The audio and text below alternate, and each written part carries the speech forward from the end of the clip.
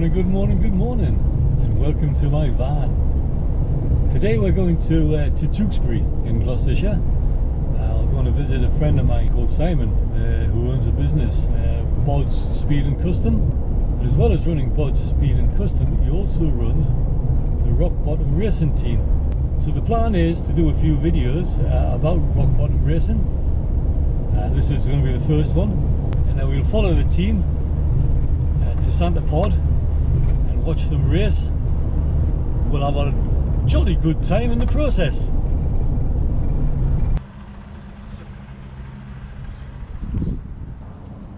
So here we are, Bod Speed and Customs, home of Rock Bottom Racing. Yeah! Come on, let's go and see if they're in, yeah? Hi Simon, how are you doing? Not too bad, yourself? Good, yeah, good. So Rock Bottom Racing, what was the reason behind setting it up? Well, I can blame Ben Hall really from Velspeed for that. Yeah.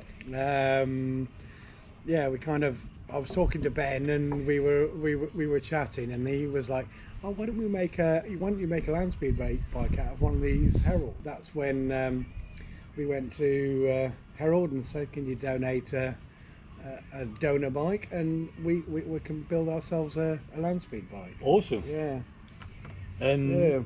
And Rock Bottom Racing, the name Rock Bottom Racing, where'd that come from? Yeah, well, when we first built Rock Bottom, it was very, very basic, very bare bones. No fairing as it's got now, and not even a seat, just a metal hoop. And it was me and Crawford at the time. We were googling low bikes, a kind of name for low things, and Rock Bottom popped up on Google, and I was like, that's ideal, because not only is it low, it's really uncomfortable, and the seat is really rock hard. Awesome, that's brilliant, man. And when did it start? When did Rock Bottom first appear? Oh wow, our first trip to Pendine was 2018 in May. So we started it in 2017. It was kind of born and the idea of building a land speed bike out of a little 250 single. So yeah, it was, and then built it over the winter months, ready to go to Pendine. Excellent. Yeah. And what were the goals for that first year that you? I think it was just to build something as simple as possible and as affordable as possible that we could set a land speed record on. We wanted to promote Herald's reliability and performance, and yeah, it was cool, really cool. So what were the steps when you came up, when you decided to do Rock Bottom Racing? What were the steps that you took to actually to build the bike and build the team? Yeah, I mean, basically it was, well, me and yourself, and with help from other people. Ben first of all said, "Oh, I'll make you a frame," and we went off to Herald and talked to them. They got the idea. They sent us a donor bike. We looked at it. Okay, how can we simplify this, make it as long as possible, low as possible, and get me as straight as possible? Yeah, so yeah. it was like Superman. And yeah, and we decided, because there was several things we didn't have. We didn't have an exhaust, so we had to make one of those. We didn't have a fuel tank, so we made the top tube of the frame and the fuel tank, making it as simple as possible. Lots of inspiration for the frame came from Alf Hagen's land speed bike, so we kind of want to make something traditional, and that's where it came from. Really. Cool. Yeah, lots of help from. I was going to call them sponsors, but friends, really, weren't they? Yeah. I mean, Murray at Boverton's been an absolute godsend. Can you make me this? Can you, make me all sorts, and it's really good. And we got Mike at MB Finishings, who does all our powder coating for us, and we'd be lost without him because, everything would be rather rusty without Mike. Definitely. And what were the biggest challenges that you had during the first iteration of Rock Bottom Racing?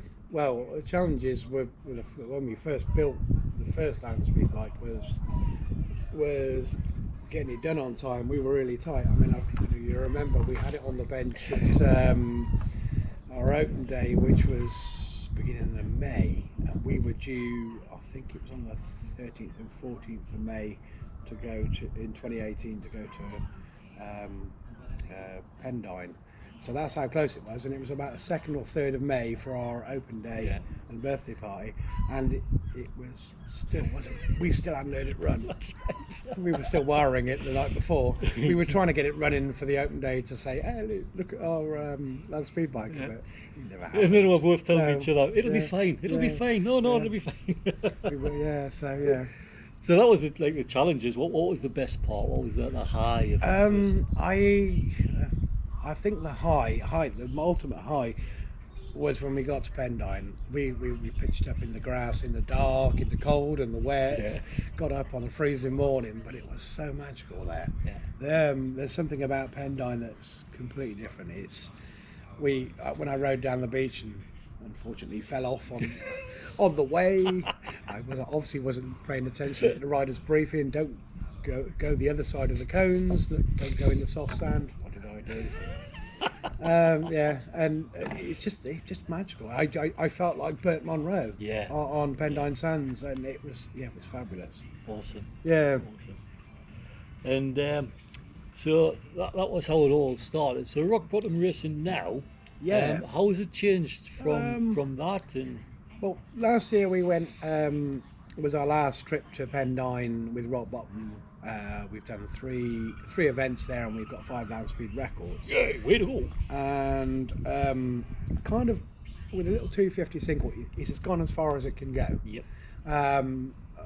But last year we also started going drag racing to Santa Pod, which was an eye opener. Not something I've done before, and me and Jake went and supported Meg Talbot in the junior drag bikes, and it was fabulous. Another completely different experience. And I'll never forget me and Jake driving back from Santa Pod with Meg's bike in the back and all the gear, and we're like, yeah, we should do it. We should build a bike. And I've got a couple of engines. I've got a frame. I've got some forks, wheels, bits and pieces. Let's make a bike, and and then came about that we wanted to do it, but to keep the name, but kind of make it different. So we've kind of rock bottom land speed team was originally gold and black, and so rock bottom drag speed team is actually orange and black. So and Jake is our rider, my son. Come in, Jake. Come here. Just wave at just say hello to the camera. Jake is 17 years old. He's only ridden a 125 until 5, 6, 7, 8 weeks ago.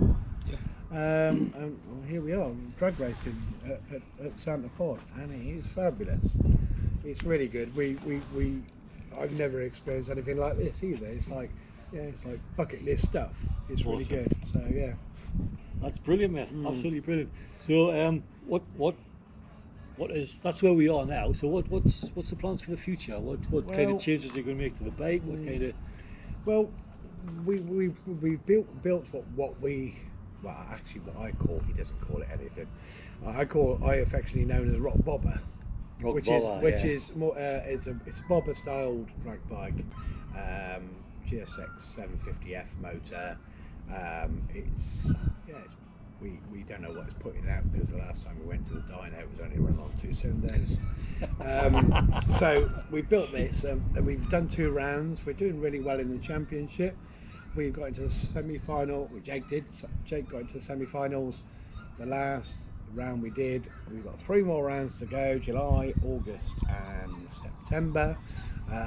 So we're going to pretty much leave the bike as it is. The only difference is we've stripped it down now to be powder coated, because it was in raw metal. But next year we have a 1200 Bandit engine, which is Nan has kindly purchased for his 18th birthday. Awesome. So we're gonna upgrade next year. Don't know what guys the bikes is going to be in yet. Whether it's going to be actually a traditional drag bike or another bobber. That's kind of something for us to decide. Cool. Before the winter months and the new build comes in. Awesome. Awesome. That is brilliant. So the next event is in July. July 2nd to the 3rd, I believe. Awesome. And that's at Santa Santa Pod, Pod. and that's Summer Nationals. Yeah. Cool. And I'll be there. And Yeah, I'll see excellent. you in Santa Pod on the Yep. 2nd and 3rd of July. Thank you very Excellent. much, Simon. Appreciate Cheers, it. buddy. Thank you, Jake. Good luck, my friend. Good luck. That was good. I enjoyed that. It was a lovely way to spend a couple of hours in the sunny sunshine. The sunny sunshine? What am I talking about? If you did enjoy that as well, could you give us a thumbs up and leave me a comment? Subscribe if you haven't already done. That would be really cool. So yeah, that was good. Thanks to Simon and Jake for chatting to me there. And I'm really looking forward to catching up with the guys again in July in Santa Pod. And I hope you guys are too. And in the meantime, you'll take care. I'll see you soon. Bye now. Bye-bye.